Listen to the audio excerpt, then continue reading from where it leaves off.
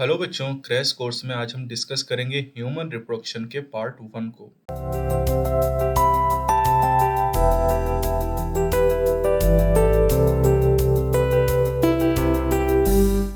Hello बच्चों, Gangwar institute for NEET channel पे आप सभी का स्वागत है। मैं हूं डॉक्टर हरिओम गंगवार और बेटा क्रैश कोर्स में अभी तक 21 चैप्टर हम डिस्कस कर चुके हैं।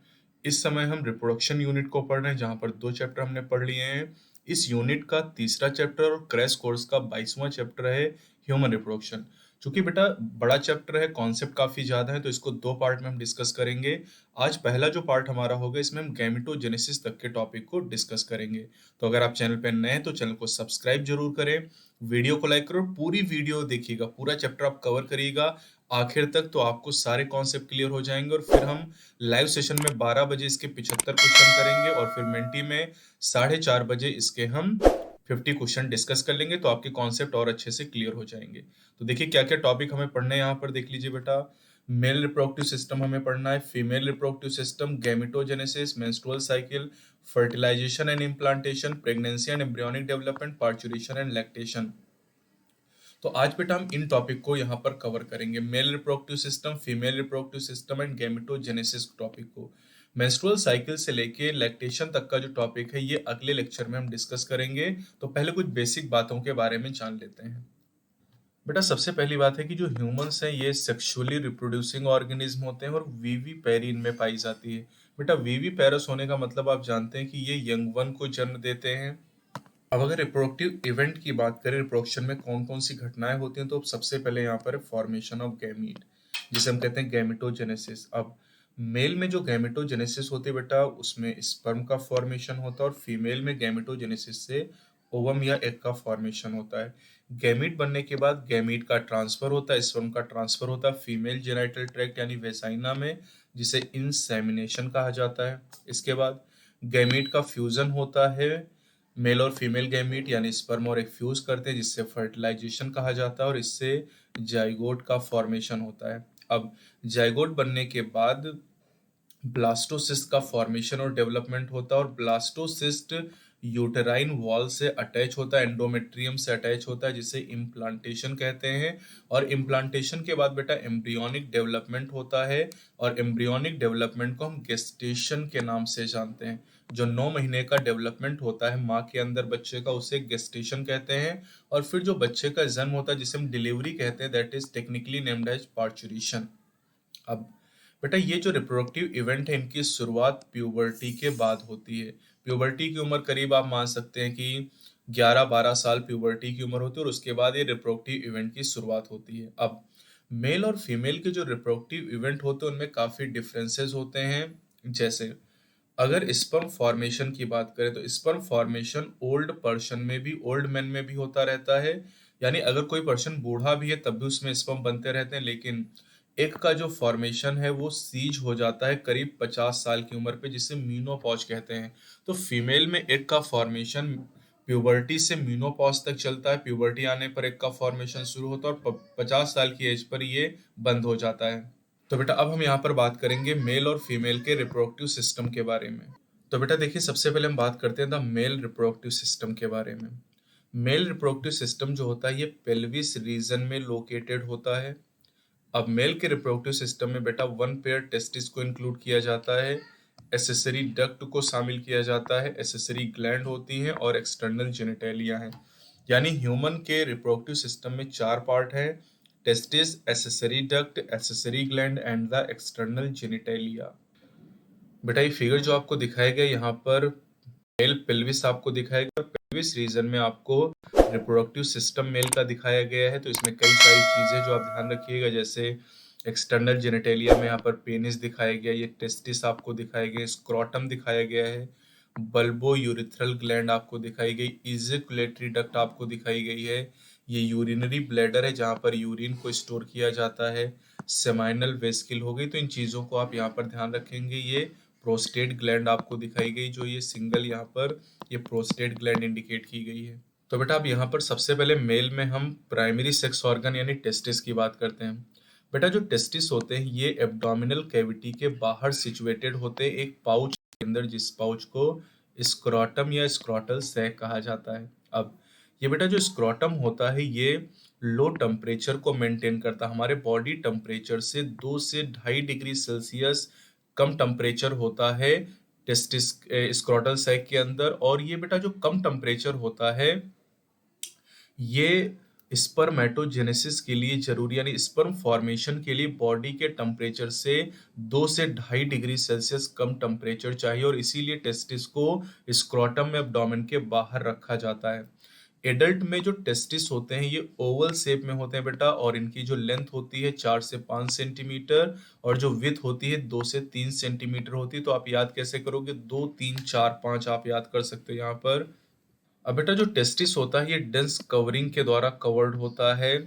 अब एक टेस्टिस की अगर हम बात करते हैं तो एक टेस्टिस में बेटा 250 कंपार्टमेंट यानी कमरे होते हैं, जिन्हें टेस्टिकुलर लोब्यूल के नाम से जाना जाता है। अब एक टेस्टिकुलर लोब्यूल की बेटा अगर बात करें तो उसके अंदर 1 से लेके 3, एक टेस्टिकुलर लोब्यूल में 1 से 3 highly coiled seminiferous tubule present होते हैं, और इन्हीं में स्पर्म का प्रोडक्शन होता है। तो सेमिनिफेरस ट्यूब्यूल में ही स्पर्म का प्रोडक्शन होता है। अब हर सेमिनिफेरस ट्यूब्यूल में बेटा अंदर की तरफ 2 तरह की सेल पाई जाती हैं।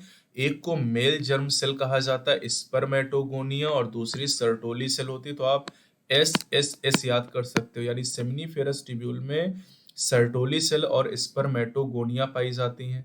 अब बेटा जो स्पर्मेटोगोनिया यानी मेल जर्म सेल हैं इनमें मियोटिक डिवीजन होते हैं, जो अभी आगे हम डिस्कस करेंगे, और इससे स्पर्म का फॉर्मेशन होता है। जबकि जो सर्टोली सेल है बेटा ये खूब पूछा जाता है। सर्टोली सेल न्यूट्रिशन प्रोवाइड करती हैं जर्म सेल को, जो डेवलपिंग स्पर्म होते हैं उनको नरिशमेंट या न्यूट्रिशन प्रोवाइड करने का काम करती हैं। अब सेमनीफेरस ट्यूब्यूल के बाहर का जो रीजन होता है उसे इंटरस्टिशियल स्पेस कहा जाता है या इंटरट्यूबुलर स्पेस कहा जाता है, और इस रीजन में छोटी छोटी ब्लड वेसल पाई जाती हैं। साथ ही इसमें इंटरस्टिशियल सेल पाई जाती है जिन्हें लेडिक सेल कहा जाता है। ये भी खूब पूछा जाता है, लेडिक सेल। अब जो लेडिक सेल है ये सिंथेसिस करती हैं और सिक्रीट करती हैं टेस्टिकुलर हार्मोन को, जिसे एंड्रोजन कहा जाता है। और एंड्रोजन का सबसे कॉमन एग्जाम्पल मैंने आपको ह्यूमन फिजियोलॉजी में पढ़ाया था बेटा, जिसे टेस्टोस्टेरोन के नाम से जाना जाता है। इंटरस्टिशियल स्पेस में इम्यूनोलॉजिकली कॉम्पिटेंट सेल भी पाई जाती, मतलब कुछ ऐसी सेल हैं जो इम्यून सिस्टम में इम्यून रिस्पॉन्स में इन्वॉल्व होती हैं। चलिए बेटा, आप बात करते हैं मेल सेक्स एसेसरी डक्ट के बारे में। अभी हमने प्राइमरी सेक्स ऑर्गन टेस्टिस को पढ़ा, अब बात करते हैं एसेसरी डक्ट के बारे में। बेटा एसेसरी डक्ट में 4 मेन पार्ट होते हैं यहाँ पर: रेटी testis, Washa efferentia, epididymis and vas deferens, और इसी सीक्वेंस में आप इन्हें याद रखेंगे। अब देखिए जो सेमिनिफेरस ट्यूब्यूल होते हैं बेटा टेस्टिस में, ये वासा इफ्रेंसिया में ओपन करते हैं रेटी टेस्टिस से होते हुए। यानी जो सेमिनिफेरस ट्यूब्यूल है बेटा, ध्यान दीजिएगा, सेमिनिफेरस ट्यूब्यूल रेटी टेस्टिस में ओपन करते हैं और रेटी टेस्टिस वासा इफ्रेंसिया में ओपन करती हैं। अब जो वासा इफ्रेंसिया है बेटा ये टेस्टिस से बाहर निकलने वाली डक्ट है, लीव द टेस्टिस। और ये एपिडिडाइमिस में, देखिए वासा इफ्रेंसिया के बाद अगला पार्ट क्या है, एपिडिडाइमिस में ओपन कर जाती हैं, और एपिडिडाइमिस टेस्टिस के पोस्टीरियर सरफेस पे प्रेजेंट होती हैं। अब जो एपिडिडाइमिस ये देखिए कहाँ ओपन होती है, वास डिफरेंस में। तो epididymis lead to the vas deferens, ये वास डिफरेंस में ओपन होती है बेटा। और जो वास डिफरेंस है ये असेंड करता है एब्डोमेन में, एब्डोमेन में असेंड करता है, loop over the urinary bladder. बेटा अगर आपने 500 क्वेश्चन वाला महा मैराथन क्लास किया होगा तो वहां पे भी मैंने बताया था कि वास डिफरेंस एब्डोमेन के ऊपर असेंड करता है और यूरिनरी ब्लैडर में एक छल्ला बनाता है, लूप बनाता है। अब जो बेटा वास डिफरेंस है ये सेमाइनल वेजिकल जो कि एसेसरी ग्लैंड है वहां से एक डक्ट को रिसीव करता है, और यूरेथ्रा में ओपन होता है इजेकुलेटरी डक्ट के रूप में। बेटा इजेकुलेटरी डक्ट अभी मैंने फिगर में आपको दिखाया भी था। अब ये जो डक्ट बेटा आपको बताई गई 4 तरह की, ये डक्ट क्या करती है, store and transport the sperm from testis to outside through urethra. ये टेस्टिस से स्पर्म को यूरेथ्रा के बाहर तक ले जाने का काम करती हैं। जो यूरेथ्रा है, यूरेथ्रा की बेटा अगर बात करें तो यूरेथ्रा ओरिजिनेट करता कहाँ से, यूरिनरी ब्लैडर से।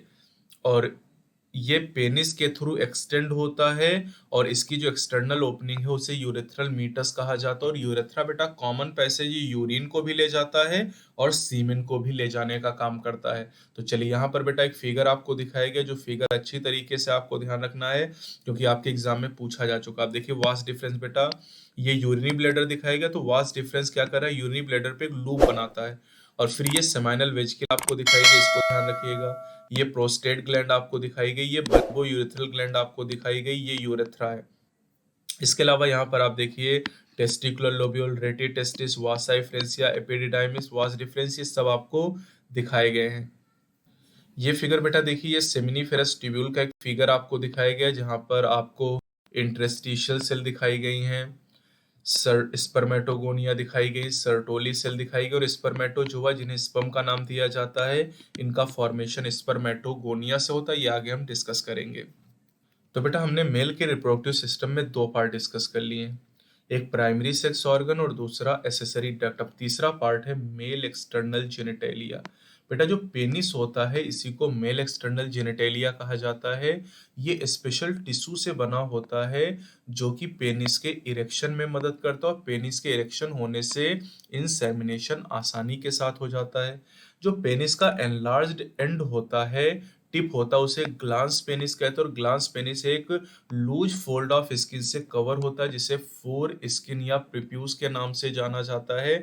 जैसा कि एक फिगर यहाँ पर आपको दिखाया गया था, ये आप देख सकते हैं बेटा, यहाँ पर जो आपको पेनिस दिखाया गया, पेनिस का जो एनलार्ज्ड एंड है दैट इज ग्लांस पेनिस और इसके ऊपर जो स्किन की कवरिंग है रिट्रैक्टाइल होती है जिसे फोर स्किन कहा जाता है। अब बेटा मेल रिप्रोडक्टिव सिस्टम में सबसे आखिरी पार्ट की बात करते हैं एसेसरी ग्लैंड के बारे में। मेल में तीन तरह की एसेसरी ग्लैंड होती हैं, पेयर्ड सेमाइनल वेजिकल होती है, अनपेयर्ड प्रोस्टेट होती है और पेयर्ड बल्बो यूरेथ्रल ग्लैंड यहाँ पर पाई जाती है। अब इन तीनों ग्लैंड का बेटा जो सिक्रीशन होता है वो मिलके सेमाइनल प्लाज्मा का फॉर्मेशन करता है और ये खूब पूछा जाता है नीट में कि seminal plasma is rich in fructose, calcium and certain enzyme. Calcium, fructose और कुछ एंजाइम पाए जाते हैं और जो बल्बोयूरेथ्रल ग्लैंड का सिक्रीशन होता है ये हेल्प करता है लुब्रिकेशन ऑफ पेनिस में। ये पेनिस को लुब्रिकेट, चिकना बनाता है ताकि आसानी से इंसेमिनेशन हो सके। चलिए बेटा बात करते हैं फीमेल रिप्रोडक्टिव सिस्टम के बारे में। फीमेल रिप्रोडक्टिव सिस्टम में भी चार पार्ट होते हैं बेटा। यहाँ पर एक पेयर ओवरीज होती हैं जिन्हें प्राइमरी सेक्स ऑर्गन कहते हैं। इसके अलावा यहाँ पर oviduct, uterus, cervix, vagina and external genitalia होते हैं। और फीमेल का जो रिप्रोडक्टिव सिस्टम होता है ये भी पेल्विक रीजन में पाया जाता है मेल की तरह। अब इसके अलावा बेटा यहाँ पर अगर इस सारे सिस्टम के अलावा अगर हम एक पेयर मेमरी ग्लैंड की बात करें तो ये भी फंक्शनल होते हैं और ये स्ट्रक्चरली और फंक्शनली सपोर्ट करती हैं ओवुलेशन, फर्टिलाइजेशन, प्रेगनेंसी, बर्थ और चाइल्ड केयर को। तो मेल की तरह फीमेल में भी बेटा चार पार्ट होते हैं रिप्रोडक्टिव सिस्टम में, primary sex organ, accessory duct, accessory gland and external genitalia. तो सबके बारे में हम बात करेंगे। सबसे पहले बेटा हम बात करेंगे primary female sex organ. Primary female sex organ ovaries होती है बेटा और ओवरीज की अगर हम बात करें तो ये फीमेल गैमीट को प्रोड्यूस करती हैं और इसके अलावा कई स्टेरॉयड हार्मोन को प्रोड्यूस करती हैं जिन्हें ओवेरियन हार्मोन के नाम से जाना जाता है। जैसे एस्ट्रोजन की बात करें, प्रोजेस्टेरॉन की बात करें तो इनका सिक्रीशन भी ओवरी से होता है।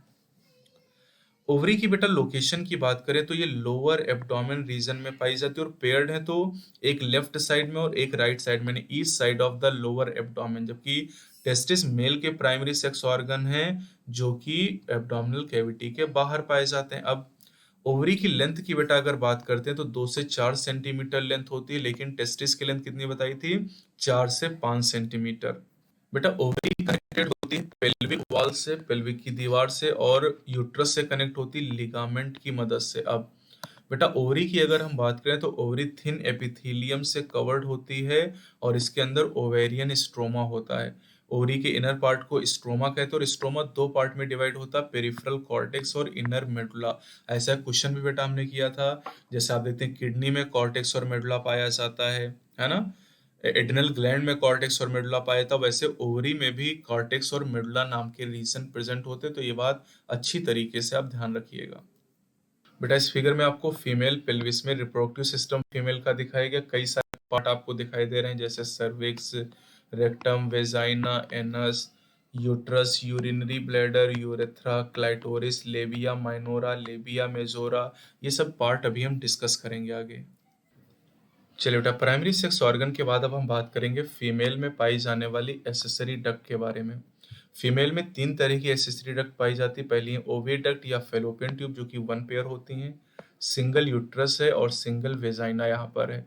तो फेलोपियन ट्यूब, यूट्रस और वेजाइना ये मिलकर फीमेल की एसेसरी डक्ट का फॉर्मेशन करते हैं। अब सबसे पहले फेलोपियन ट्यूब को पढ़ेंगे। बेटा, फेलोपियन ट्यूब की लेंथ 10 से 12 सेंटीमीटर होती है और ये ओवरी के पेरिफेरी से लेकर यूट्रस तक एक्सटेंड होती हैं।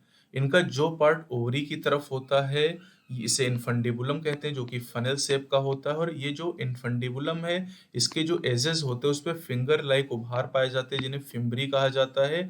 और फिम्बरी का काम क्या है पूछा गया, help in collection of ovum after ovulation. Ovulation जब होता है तो ओवरी से जब एग निकलता है तो उसे फिम्बरी के द्वारा कैप्चर कर लिया जाता है।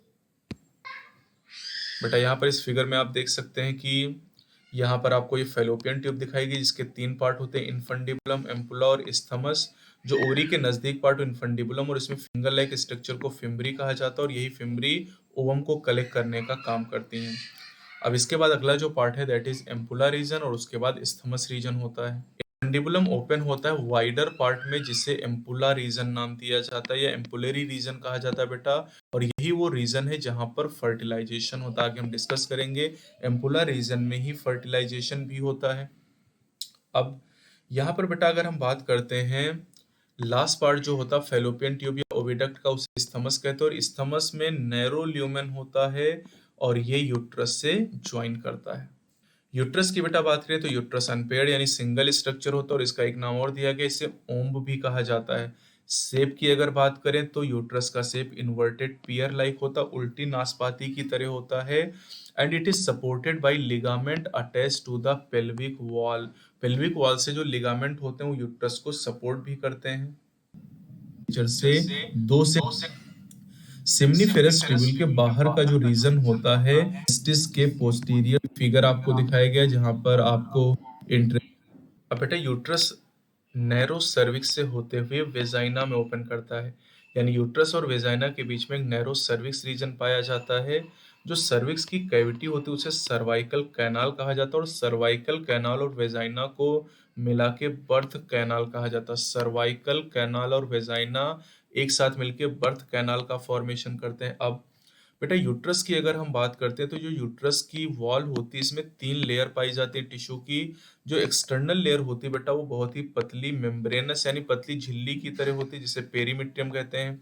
मिडिल लेयर थिक होती है स्मूथ मसल से बनी, जिसे मायोमेट्रियम कहते हैं। और जो इनर लेयर वो ग्लैंडुलर होती है, जिसे एंडोमेट्रियम कहते हैं, और यही यूटेराइन कैविटी का लाइनिंग बनाती है। अब जो बेटा एंडोमेट्रियम है, इसकी अगर हम बात करते हैं तो एंडोमेट्रियम में साइक्लिकल चेंजेस होते हैं मेंस्ट्रुअल साइकिल के दौरान, और यही एंडोमेट्रियम जब सेट करती है तो ब्लड क्लॉट बनता है, और यही जो ब्लड होता है ये ब्लीडिंग के दौरान या मेंस्ट्रुएशन के दौरान वेजाइना से बाहर आ जाता है। और जो मायोमेट्रियम है बेटा, इसमें स्ट्रॉन्ग कॉन्ट्रैक्शन होते हैं during delivery of the baby. जब बच्चे का जन्म होता है तो मायोमेट्रियम की स्मूथ मसल में स्ट्रॉन्ग कॉन्ट्रैक्शन होते हैं। तो बेटा इस फिगर को देखिए, यूट्राइन फंडस दिखाया गया है, यूट्राइन कैविटी आपको दिखाई गई है, और यहाँ पर पेरीमेट्रियम, मायोमेट्रियम और एंडोमेट्रियम आपको दिखाए गए हैं। ये सर्विक्स आपको दिखाई गई, सर्विक्स की कैनाल को सर्वाइकल कैनाल कहते हैं, ये आपको दिखाई गई है। और ये यहाँ पर वेजाइना इंडिकेट की गई। इन दोनों को मिला के सर्वाइकल कैनाल और वेजाइना को मिला के बर्थ कैनाल कहा जाता है। और ये फिगर आपके नीट में बेटा पूछा गया है, तो फिगर मोस्ट इंपॉर्टेंट है, ये वाला ध्यान रखिएगा। चलिए बेटा अब अगले पार्ट पे बढ़ते हैं, female external genitalia. Female external genitalia में 5 पार्ट होते हैं, that is mons pubis, labia majora, labia minora, hymen and clitoris. इन पांचों को मिला के फीमेल एक्सटर्नल जेनिटेलिया कहा जाता है। अब इनमें से जो मॉन्स प्यूबिस है ये गद्दे की तरह का स्ट्रक्चर है जो फैटी टिश्यू से बना होता है, और इसके ऊपर स्किन और प्यूबिक हेयर की कवरिंग होती है।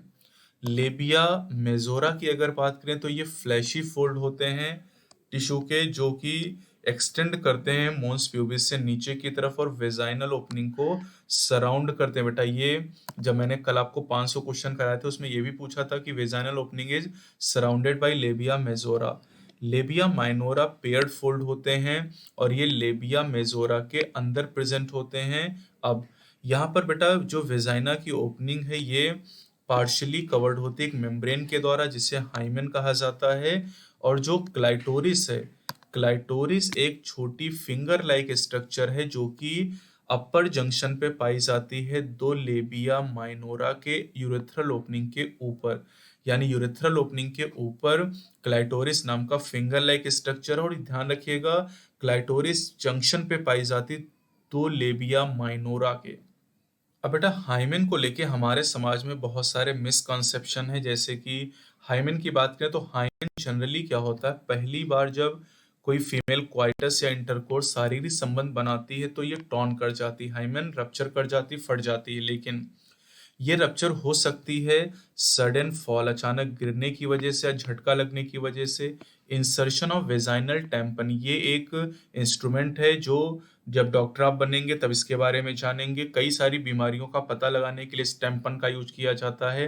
Active participation in some sport like horseback riding and cycling, यानी जो फीमेल घुड़सवारी करती हैं, जो साइकिलिंग करती हैं, उनमें क्वाइटस के पहले ही हाइमेन रप्चर कर जाती है। और कुछ फीमेल में हाइमेन परसिस्ट करती है क्वाइटस यानी कपुलेशन के बाद भी। इसका मतलब ये है कि प्रेजेंस और absence of hymen is not a reliable indicator of virginity और सेक्सुअल एक्सपीरियंस, क्योंकि कई फीमेल में बिना क्वाइटस के फट जाती है और कई फीमेल में क्वाइटस के बाद भी परसिस्ट करती है। तो हम ये नहीं कह सकते हैं कि किसी फीमेल में हाइमेन है या नहीं, तो इसके आधार पे हम ये उसकी वर्जिनिटी या सेक्सुअल एक्सपीरियंस के बारे में नहीं बता सकते हैं।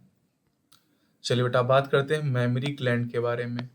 फंक्शनल मेमोरी ग्लैंड बेटा कैरेक्टर है सभी फीमेल मैमल का। जितने भी फीमेल मैमल, देखिए सभी मैमल में मेमोरी ग्लैंड है, लेकिन functional mammary gland female mammal में, क्योंकि मेल में मेमोरी ग्लैंड तो है लेकिन वो नॉन फंक्शनल है।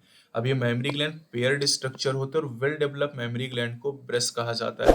फीमेल में मेमोरी ग्लैंड को ब्रेस्ट कहा जाता है और ब्रेस्ट में ग्लैंडुलर टिश्यू होते हैं और साथ ही यहाँ पर वेरिएबल अमाउंट में फैट पाया जाता है। अब बेटा मैंने 500 क्वेश्चन जब कराए थे तो ये क्वेश्चन पूछा था कि the glandular tissue of each breast is divided into 15 to 20 memory lobe, यानी 15 से 20 मेमोरी लोब होती हैं एक ब्रेस्ट के अंदर। और इनमें सेल का पूरा झुंड होता है जिन सेल को एल्वेलाई कहते हैं। एल्वेलाई लंग में भी हैं और ब्रेस्ट के अंदर भी पाई जाती हैं। अब एल्वेलाई में जो सेल है बेटा ये मिल्क को सिक्रीट करती हैं, जिन्हें एल्वेलाई में पाए जाने वाली कैविटीज या ल्यूमेन में स्टोर कर लिया जाता है। अब ये जो एल्वेलाई होती हैं ये ओपन करती हैं मेमोरी ट्यूब्यूल में, और जो मेमोरी ट्यूब्यूल होती हैं एक लोब में ये ज्वाइन करके मेमोरी डक्ट बनाती हैं। कई सारी मेमोरी डक्ट ज्वाइन करके एक मेमोरी एम्पुला का फॉर्मेशन करती हैं। और मेमोरी एम्पुला, ध्यान दीजिएगा, मेमोरी एम्पुला लैक्टिफेरस डक्ट से कनेक्ट होता है और इसी के द्वारा milk is sucked out. Lactiferous duct से ही मिल्क को सक्ड आउट कर लिया था, नहीं बच्चा यहीं से मिल्क को सक करता है लैक्टिफेरस डक्ट से। तो बेटा फिगर में आपको यहाँ पर दिखाया गया है।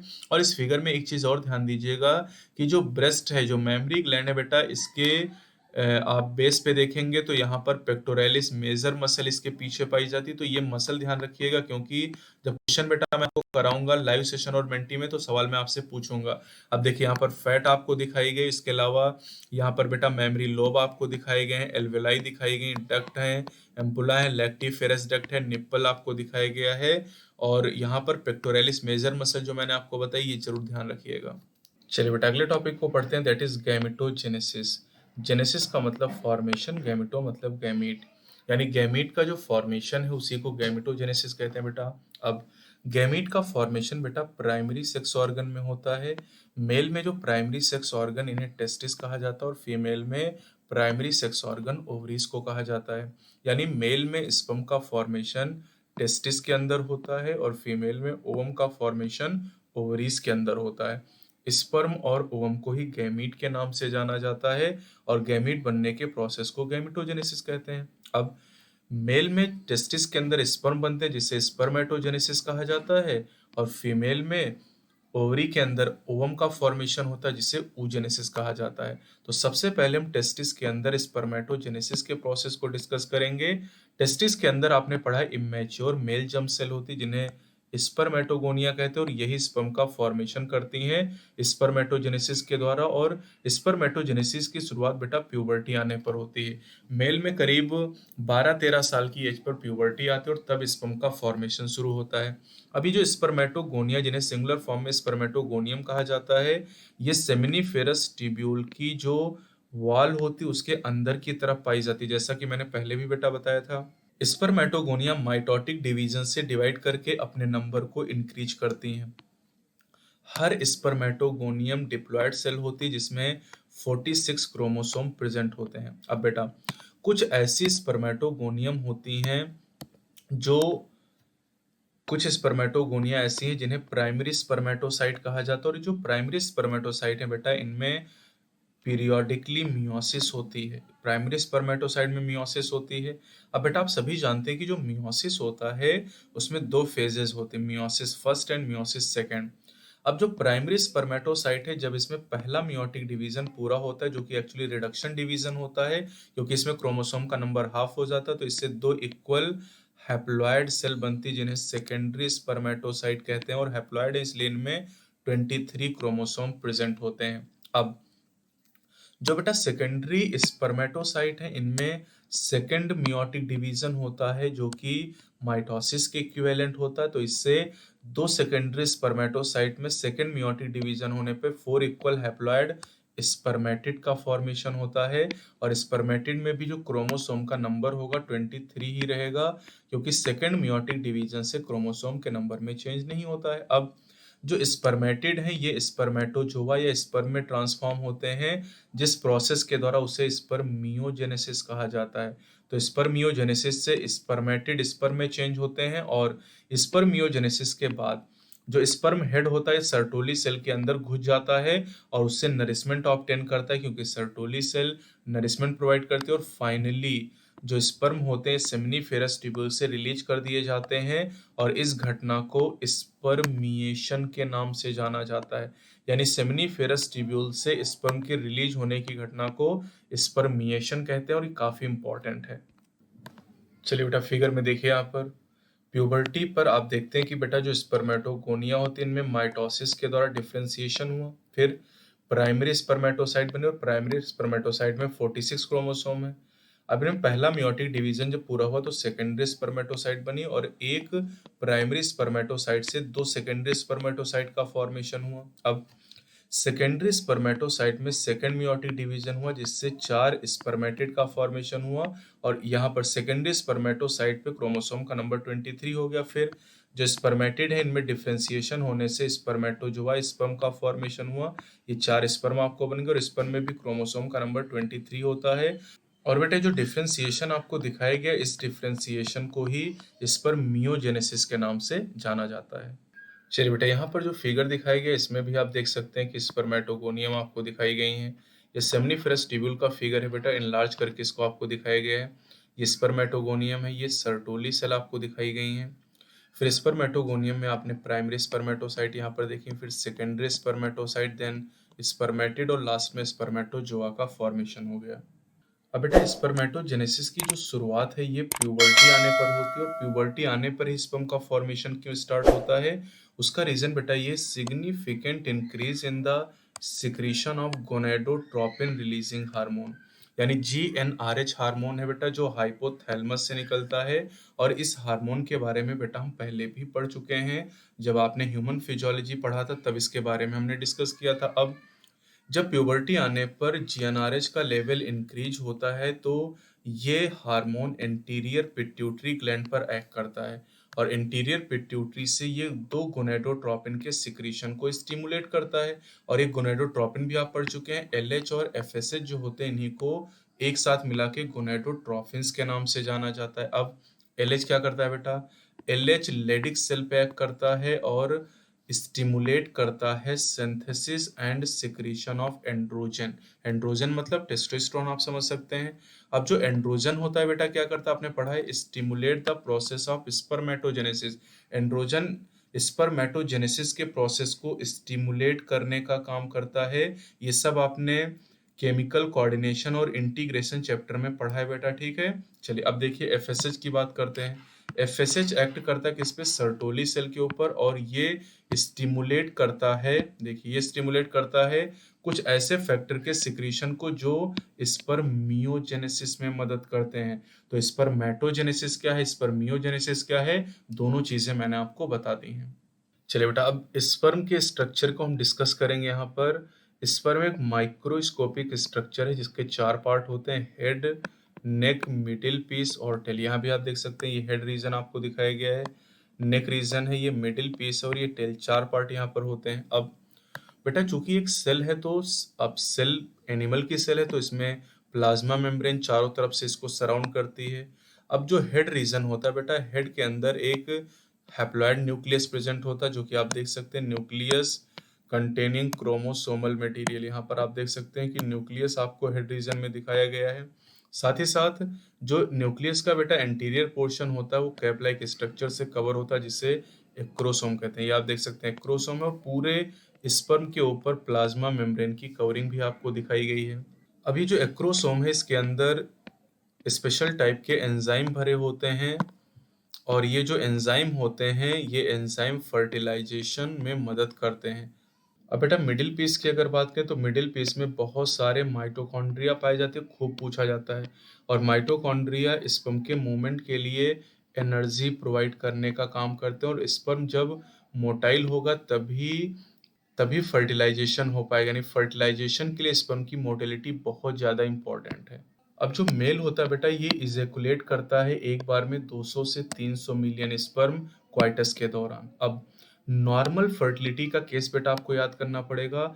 नॉर्मल फर्टिलिटी के लिए 200 से 300 मिलियन स्पर्म में से कम 60% स्पर्म में नॉर्मल शेप और साइज होना चाहिए स्पर्म का, और कम से कम 40% स्पर्म में विगरस मोटिलिटी होनी चाहिए। यानी अगर 60% से कम स्पर्म का नॉर्मल शेप या साइज है या 40% से कम में विगरस मोटिलिटी है तो पर्सन वो मेल इनफर्टाइल यानी नपुंसक हो जाएगा। अब बेटा जो स्पर्म सेमिनिफेरस ट्यूब्यूल से रिलीज होते हैं इन्हें एसेसरी डक्ट के द्वारा ट्रांसपोर्ट किया जाता है। Epididymis, vas deferens, seminal vesicle, prostate, इन सब का जो सिक्रीशन होता है ये स्पर्म के मैचुरेशन के लिए और मोटिलिटी के लिए इसेंशियल होता है। जो सेमाइनल प्लाज्मा है बेटा, सेमाइनल प्लाज्मा जो कि आपने पढ़ा था कि जो सेमाइनल वेसिकल है, प्रोस्टेट है, बल्बोयूरेथ्रल ग्लैंड है, उनके सिक्रीशन को मिला के सेमाइनल प्लाज्मा कहते हैं। अब सेमाइनल प्लाज्मा के साथ जब स्पर्म मिल जाते हैं तो इससे सीमेन का फॉर्मेशन होता है। अब जो मेल एसेसरी डक्ट है बेटा और जो एसेसरी ग्लैंड, ये सब आपने पढ़ ली हैं, इनको मेंटेन किया जाता है टेस्टिकुलर हार्मोन के द्वारा जिन्हें एंड्रोजन के नाम से जाना जाता है। चलिए बेटा, अब बात करते हैं फीमेल गैमीट के फॉर्मेशन के बारे में जिसे oogenesis कहा जाता है। The process of formation of female gamete is called oogenesis। बेटा फीमेल गैमीट का मतलब ओवम आप कह सकते हो या फिर एग कह सकते हो, प्लूरल फॉर्म में ओवा कहा जाता है। अब जो oogenesis होता है ये स्पष्ट रूप से स्पर्मेटोजेनेसिस से अलग होता है। क्या अंतर है? पहला अंतर देखिए, स्पर्मेटोजेनेसिस की शुरुआत प्यूबर्टी पर हुई थी, लेकिन oogenesis की शुरुआत कब हो जाती है? एम्ब्रियोनिक डेवलपमेंट स्टेज के दौरान हो जाती है। यानी जब बच्ची माँ के अंदर होती तभी उस बच्ची के अंदर, लड़की के अंदर oogenesis की शुरुआत हो जाती है। और अर्ली एम्ब्रियोनिक स्टेज में couple of million gamete mother cell या उगोनिया का फॉर्मेशन हर फीटल ओवरी में होता है। बेटा ध्यान दीजिएगा, बच्ची के अंदर एक ओवरी के अंदर 2 ओवरी होती हैं, एक ओवरी के अंदर बेटा एक कपल ऑफ मिलियन मतलब 2 मिलियन या 20 लाख उगोनिया बनती हैं जिन्हें गैमीट मदर सेल कहा जाता है। No more oogonia formed and added after birth. जन्म के बाद उगोनिया का फॉर्मेशन नहीं होता, जितनी उगोनिया बननी हो सब जन्म के पहले ही बनती हैं। क्लियर बच्चों? अब बेटा जो उगोनिया सेल होती हैं ये डिवीजन स्टार्ट करती हैं, मियोसिस स्टार्ट करती हैं, और ये एंटर करती हैं मियोटिक डिवीजन में प्रोफेज 1 में, और प्रोफेज 1 में जाने के बाद ये इसी प्रोफेज 1 में टेम्पोरेरली अरेस्ट हो जाती है। मतलब प्रोफेज 1 में डिवीजन बंद हो जाता है और अब इनका नाम प्राइमरी oocyte हो जाता है। तो प्राइमरी oocyte में प्रोफेज 1 के लेवल पे मियोटिक डिवीजन स्टॉप हो गया, यानी मियोसिस फर्स्ट अरेस्ट हो जाती है। अब ये जो प्राइमरी oocyte होती है बेटा, हर प्राइमरी oocyte पे कितनी प्राइमरी oocyte है? 20 लाख।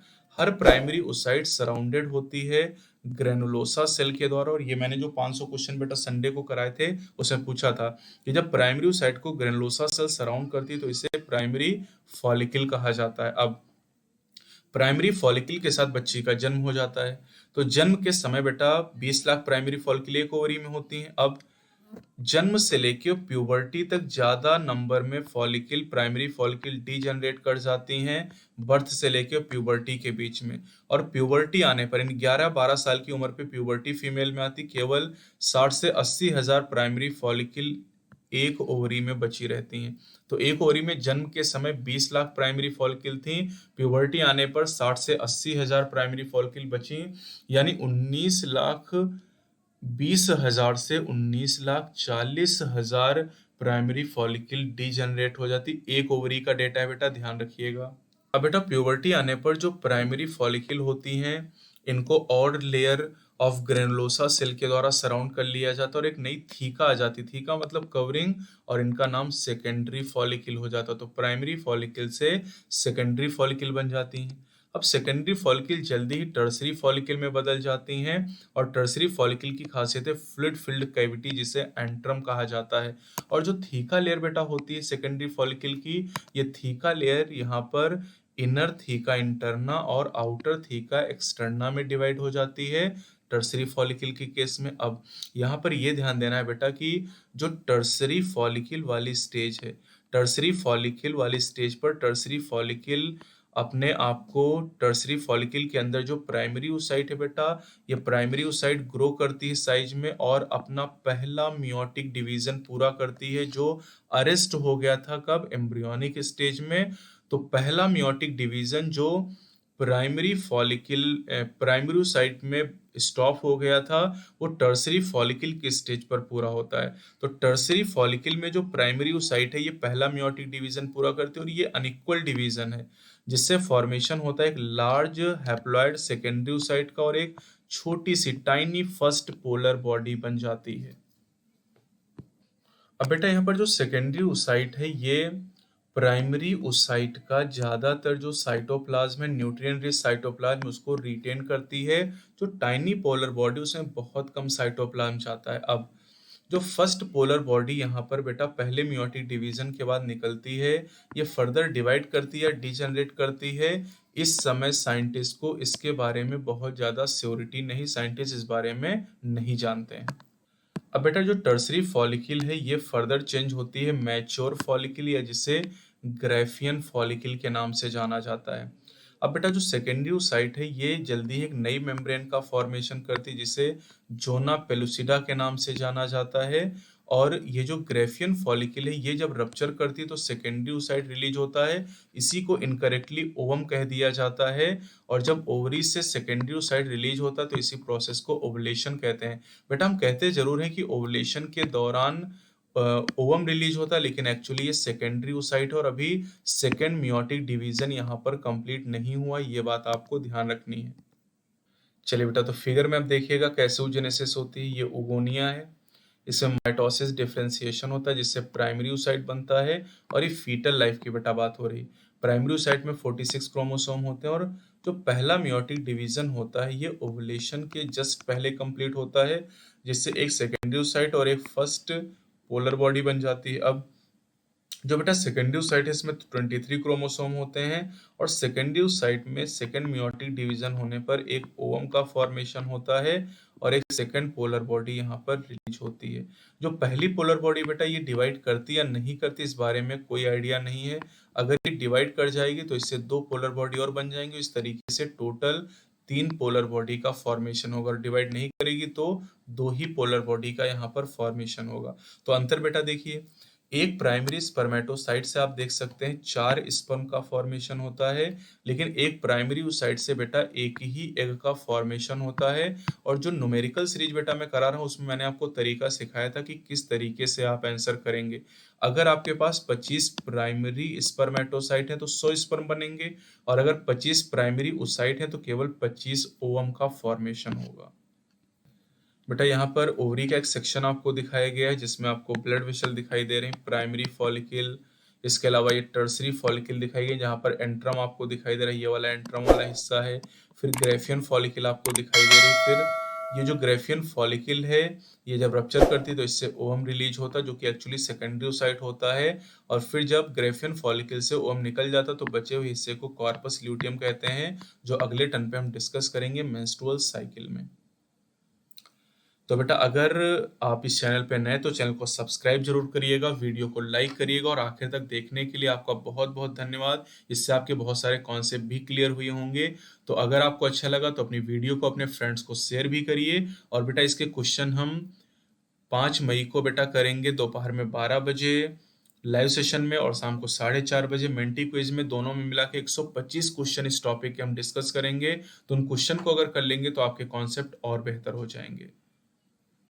हेलो स्टूडेंट्स, अगर आप नीट में बहुत अच्छा स्कोर बायोलॉजी में करना चाहते हैं, यानी आप ये चाहते हैं कि नीट में आपका 360 में से 360 नंबर आए, तो इसके लिए आप हमारे क्लासरूम बायोलॉजी वीडियो लेक्चर को परचेस कर सकते हैं, जिसकी एक्चुअल कॉस्ट 19,000 रुपीज़ है।